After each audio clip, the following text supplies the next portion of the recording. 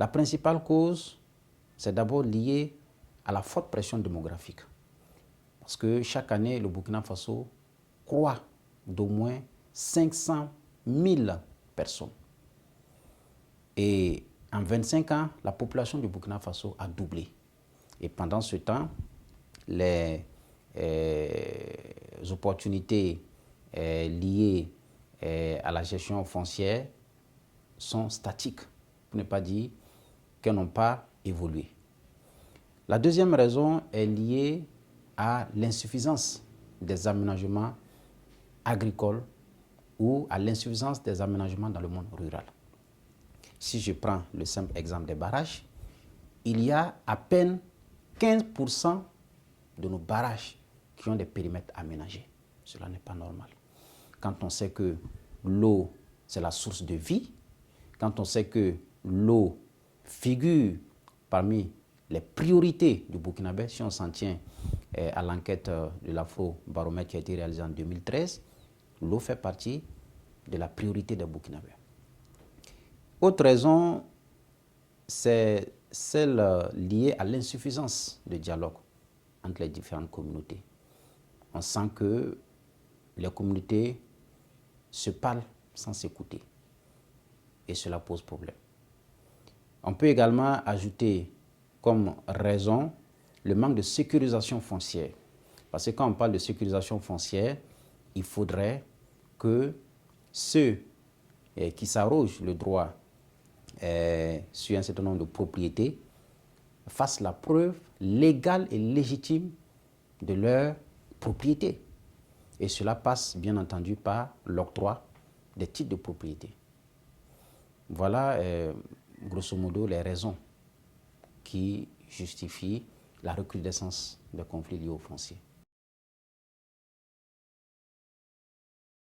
En raison déjà des causes qui ont été évoquées, les solutions se dégagent d'elles-mêmes. Premièrement, il faut travailler d'arrache-pied à l'aménagement des activités agricoles et pastorales.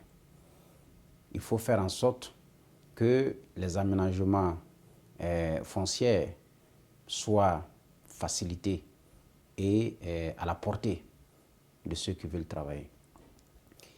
Il faut également faire en sorte que la question foncière soit sécurisée. C'est-à-dire qu'on doit entreprendre une politique spéciale d'octroi des titres fonciers à tous ceux qui sont détenteurs des terres rurales. Et cela va éviter un certain nombre de conflits liés à la réclamation de ces terres. Parce que quand il n'y a pas de preuve de la propriété, facilement, on tombe dans les conflits. Et quand il y a conflit, on n'arrive pas à déterminer quand est-ce qu'elle peut prendre fin. Et l'autre effort, c'est de travailler à l'élaboration d'une charte qui va fixer les conditions de cession des droits fonciers.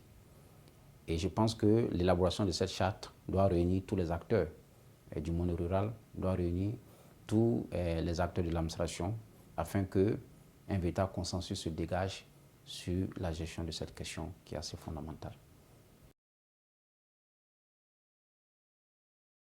La question de l'agrobusiness, c'est une plaie dans notre processus de développement.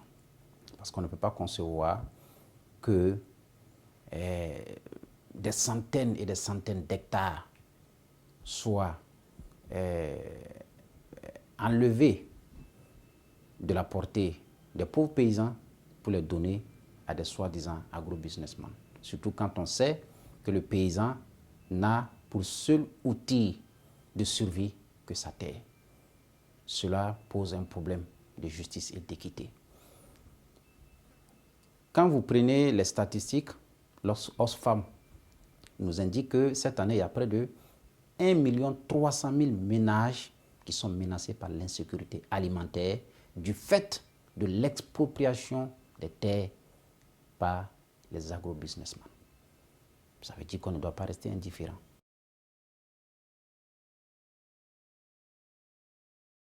Le Première des choses, il faut faire la lumière sur toutes ces transactions.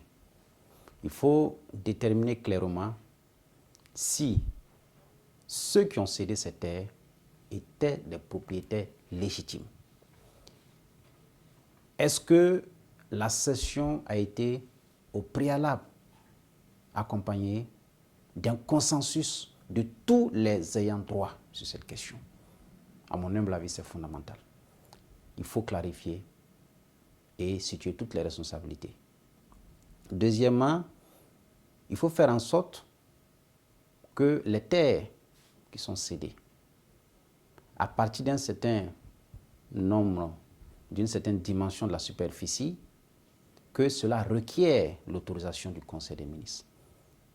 Contrairement à la loi sur le foncier rural de 2009, qui prescrit par exemple l'autorisation du Conseil des ministres pour une superficie d'au moins 100 hectares, nous entendons ramener la condition à 25 hectares.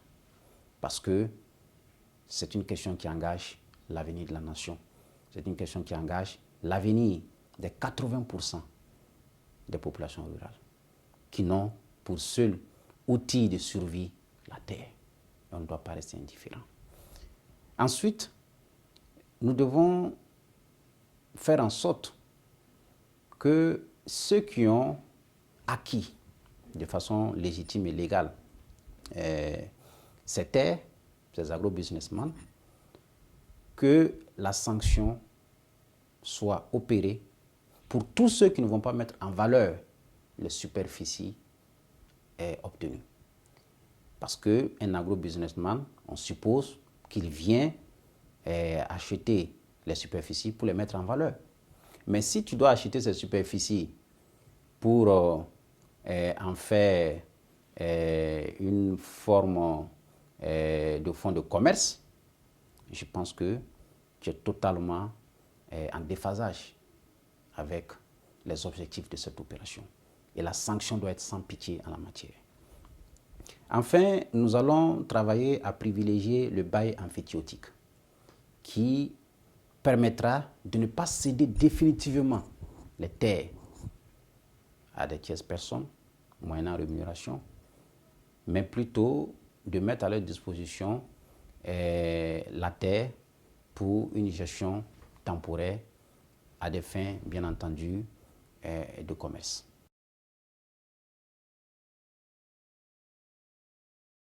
Depuis la communalisation intégrale, la question de lotissement a préoccupé l'ensemble des Burkinabés. Une véritable mafia s'est développée autour de cette question. Il y a eu des audits qui ont été réalisés, mais aucun acte fort n'a été posé pour réglementer de façon définitive et de façon efficace la question des lotissements. Il y a une forte responsabilité de l'État et des structures déconcentrées de l'État en matière de deal des parcelles, en matière de gestion chaotique de ces parcelles. Prenez des exemples simples. Le cas de Koudougou, le verger de Koudougou. Vous avez vu comment ça a été géré avec la complicité des acteurs politiques dans ce pays. Prenez le cas de Koubri. Plus de 400 hectares ont été octroyés à une opératrice économique au mépris des règles de gestion de ces parcelles. Il y a problème. Il ne suffit pas d'épingler quelques individus en laissant derrière un véritable monde de délinquants qui s'est tristement illustré dans la gestion chaotique des parcelles.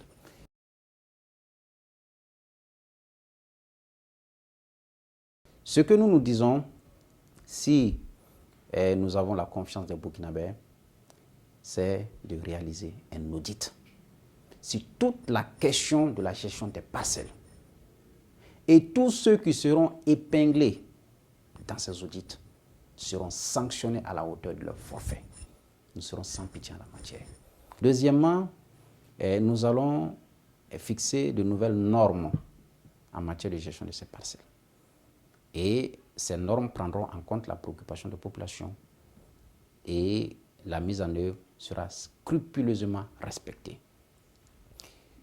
Nous allons également vider le contentieux qui est toujours pendant sur toutes ces questions. Combien de Burkinabés ont versé des sommes colossales pour avoir des parcelles, mais qui n'ont rien eu? On ne peut pas ignorer cela. Nous allons également travailler à l'informatisation de la gestion des parcelles. C'est parce qu'il y a une véritable opacité dans la gestion de ces parcelles que certains se retrouvent avec 10, 30, 50 parcelles. Cela est assez préoccupant, ce qui suppose qu'il y a une mauvaise volonté en matière d'informatisation. Cela fera partie de nos priorités. Nous allons également travailler à mettre en place une politique d'urbanisation sérieuse avec des plans de développement communaux qui prennent en compte les aspirations profondes des populations.